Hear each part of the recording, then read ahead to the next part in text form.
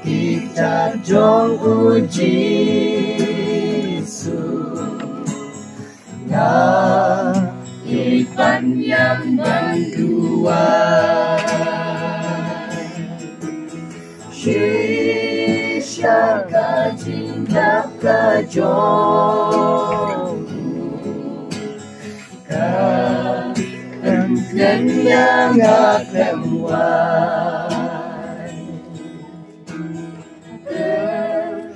ku suka ku yang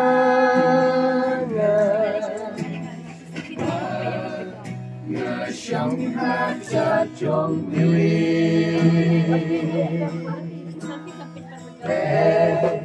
ta chim ta lo trong ngàn ít hát đang trong ai ngà cả đỗ nốt trong ngàn tiếng cung gom ba mi lo ngàn đến cây và ngã long trong mi cả một trong ngã mi lo Amen. Chúa trời ta thay ta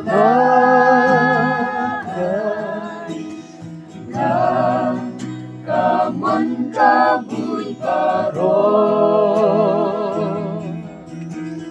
cả thấy ngàn điều ngàn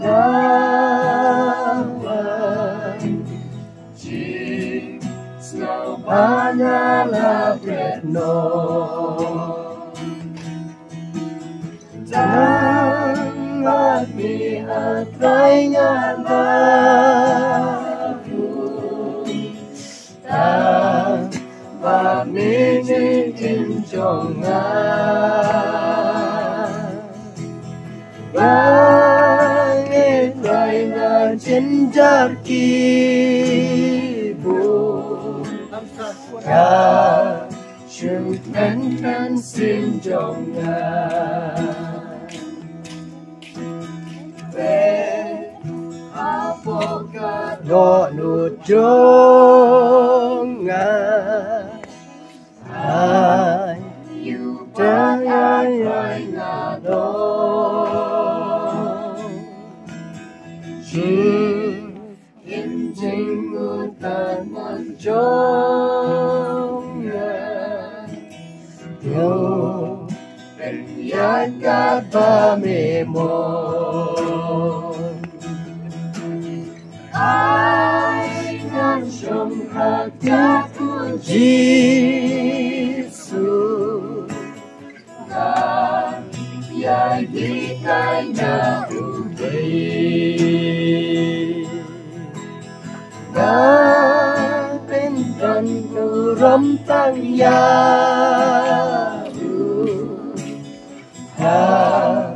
Chim iman la kasih Amen. You try. Kita we try Jesus.